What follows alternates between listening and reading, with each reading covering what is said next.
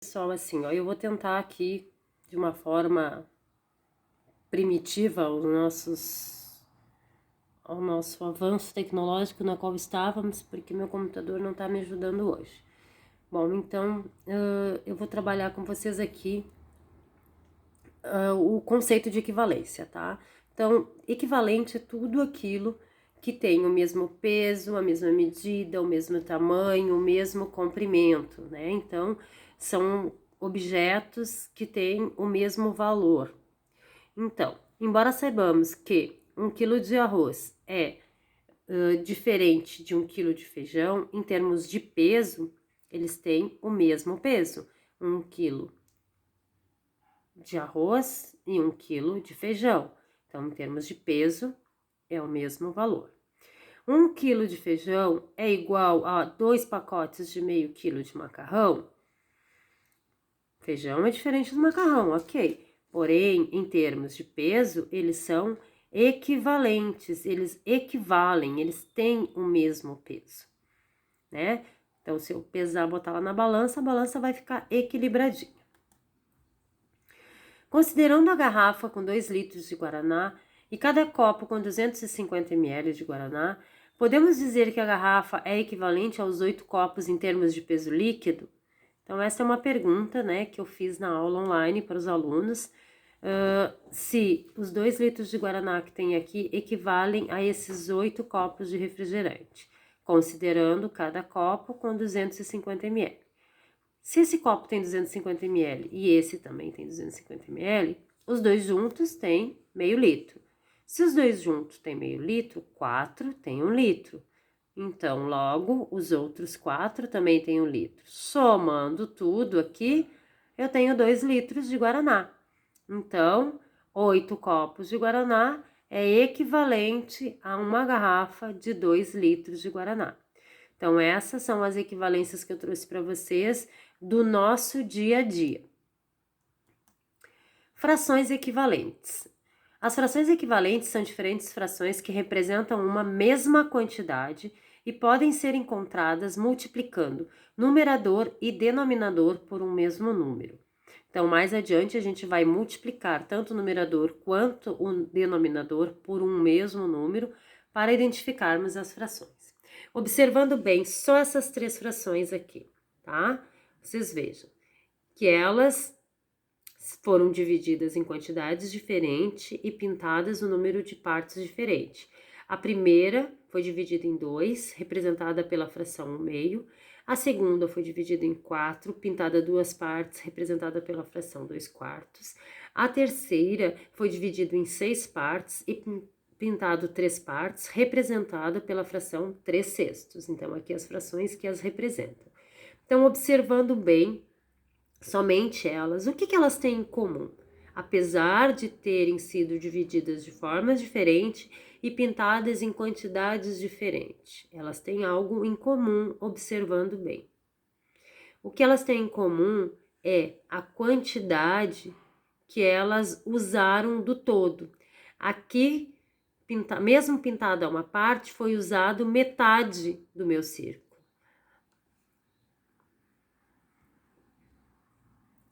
Aqui foi pintado 2 partes, mas também foi usado metade do meu círculo. Aqui eu pintei 3 partes e também foi utilizado metade do meu círculo.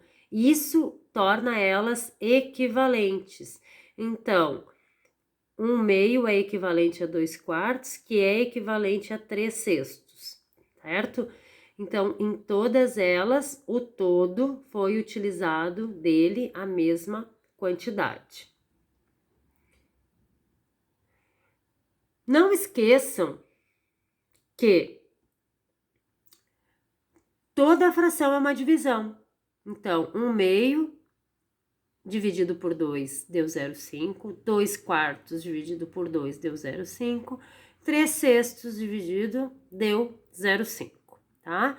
Então, não, é 1/2 dividido por 2, é 1 dividido por 2 deu 0,5, 2 dividido por 4 deu 0,5, 3 dividido por 6 deu 0,5. Então, as frações, quando eu realizo as divisões, elas todas três deram o mesmo resultado.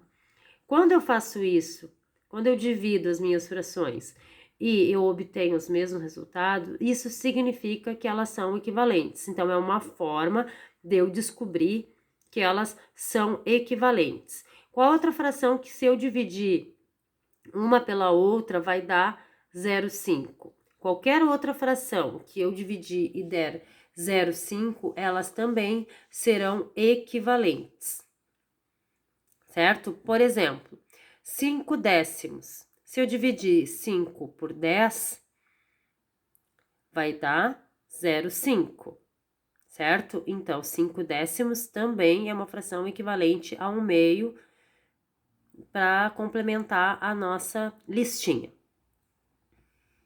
Voltei para trás, vamos lá. Então, aqui no meu slide, eu coloquei aquela questão lá do início. Como saber a fração equivalente de uma outra fração? Então, como que eu vou saber, por exemplo, no meu 5/8 ali, qual a fração que é equivalente a ele? Então, lá no início dizia que eu tinha que multiplicar tanto o numerador quanto o denominador por um mesmo número. Então, numerador, denominador. Ambos foram multiplicados por 3. Então, quando eu multipliquei o 3 por 5, deu 15. Quando eu multipliquei o 8 por 3, deu 24, certo?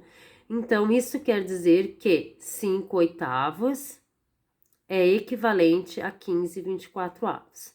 Aqui no exemplo do lado, eu já multipliquei por 2. Então, 7/12 é equivalente a 14/24, porque eu multipliquei numerador e denominador pelo número 2. E aí vocês vão perguntar, mas por que ora pelo 2, ora pelo 3? A escolha do número para multiplicar é de vocês, tá? Se eu coloco no enunciado lá assim, dê a fração equivalente das frações abaixo, e eu não determinei pelo qual número vocês devem multiplicar, vocês vão escolher qualquer um para fazer isso. O 2, o 3, o 4, o 5, não vai fazer diferença, tá? Desde que vocês multipliquem numerador e denominador pelo mesmo número. Agora, se no enunciado eu colocar, utilizando o número 5 para multiplicar nas frações abaixo, que frações equivalentes encontramos? Aí eu estou determinando que essa multiplicação tem que ser feita pelo número 5. Mas se eu não determinar, a escolha é de vocês. Geralmente, vocês têm o hábito de escolher o número 2 porque é mais fácil a multiplicação. Nesse vídeo aqui, nesse slide aqui, eu representei o nosso primeiro exemplo. 5/8 e 15/24. Eu dividi a minha fração em 8 partes, pintei 5. Aqui eu dividi a minha fração em 24 partes, pintei 15. Observando as duas frações, o que elas têm em comum? A parte pintada, ou seja, a parte utilizada do meu todo, tanto em 15/24 quanto em 5/8, é a mesma. Isso as torna equivalente uma da outra. Então, pessoal, essa é a explicação das frações equivalentes de hoje. Caso tenham alguma outra dúvida, chamem no privado e vamos nos falando.